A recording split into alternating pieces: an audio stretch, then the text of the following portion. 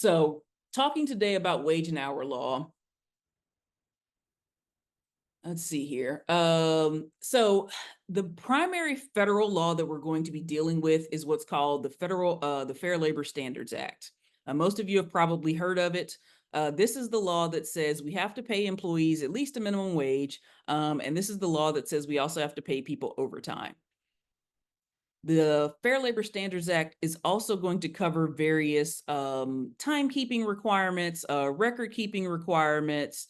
It's going to deal with, if you hire, your little cousin to come work in the business, right? It's going to deal with those minors and the laws that apply to them, workplace standards, different things like that. It's primarily interpreted through the Department of Labor. So if you hear the abbreviation DOL, or sometimes you'll hear about their wage and hour division, that's the primary enforcement. Now, generally speaking, every private employer in the country should assume that they are covered by the Fair Labor Standards Act. You may sometimes hear about some exceptions and whether or not it actually applies to you. Those exceptions are so few and far between and so difficult to prove that I generally just tell people not to worry about it. In this day and age, you should just assume that it applies. In addition to some of those minimum wage and overtime issues that we'll talk about today, it also covers who is and who is not an independent contractor. It will cover some of the exemptions from overtime that we'll talk about today, particularly focusing on those so-called white collar exemptions, so your executive, administrative, and professional employees. There are some requirements in there related to equal pay, and as well as some record keeping and posting requirements. So like I said, generally you should just assume that you are covered by it.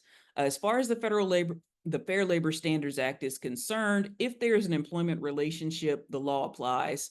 And an employment relationship is a pretty low bar, okay? If you request, require, or simply allow somebody to perform work for your business, you're an employer, they're probably an employee, and the law applies, okay? Like, it's a very low bar.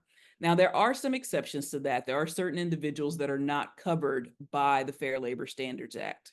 So your independent contractors aren't covered, volunteers aren't covered, and unpaid interns are not covered.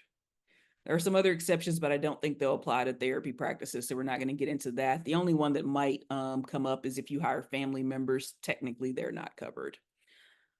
Now, just to do a brief note about interns, because I see this question come up a lot. The rules around unpaid interns can be very complicated, and I generally tell people the safest course of action is to steer clear unless that internship is tied to a program at the school or university and the intern is getting credit for it.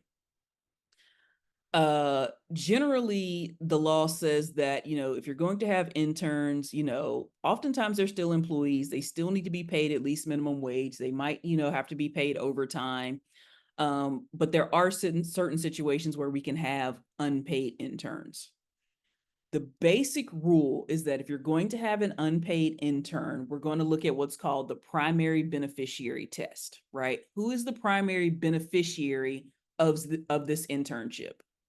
And the answer needs to be the intern, not you, the business owner who doesn't want to pay people to work. Okay. That's really what it boils down to.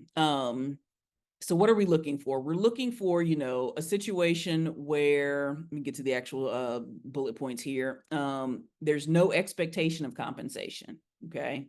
So you and the intern, there's no expectation that they're going to get compensated for their work. The internship needs to provide training that's similar to what they would get in an educational setting, and that can include a clinical type of experience at their school. The internship needs to be tied to a formal educational program with integrated coursework or that they're getting academic credit for.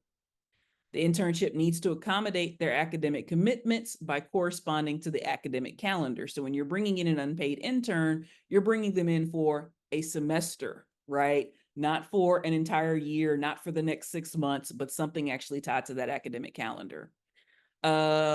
You need to accommodate that. The internship also needs to be limited in duration to a period that provides the intern with beneficial learning, right? So an unpaid internship is not some open-ended thing until they find a job. It's not an open-ended thing until they get their license, right? It's tied to how long is it going to take for them to get a beneficial learning experience. The intern's work should also complement, not displace, the work of paid employees while still providing significant educational benefits to the intern. So anytime somebody comes into my office and says, hey, I don't really have the budget for it, I think I want to just go ahead and get myself an unpaid intern so that way I don't have to hire people, that's an automatic red flag that this is not being done appropriately. And then the intern and the employer should understand that the internship does not include entitlement to a paid position at the conclusion of the program. So that's another one I often see where people say, okay, I'm going to bring in an unpaid intern, and if they work out, right, I'm going to use that unpaid internship as a trial. If they work out, then I will go ahead and, hire them on full time. That's also a big red flag. We got one more person jumping in here. All right.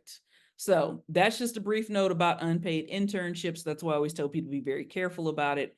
Unless you're tying it back to a school or university program where they're getting some sort of credit for it, there's a very good chance that your unpaid intern is actually, you're doing that incorrectly.